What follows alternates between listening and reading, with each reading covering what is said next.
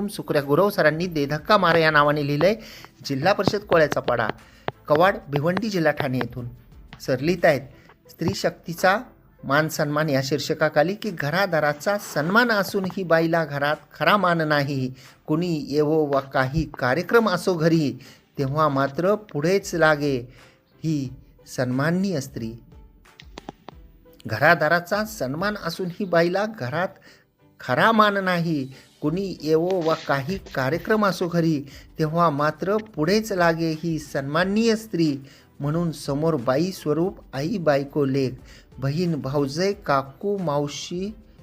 काकू, मामी, मावशी कोणी राहो, आपल्या वागण्यातून या स्त्री शक्तीचा सन्मान आपल्या हातून सदा घडत राहो, आपल्या हातून सदा घडत राहो.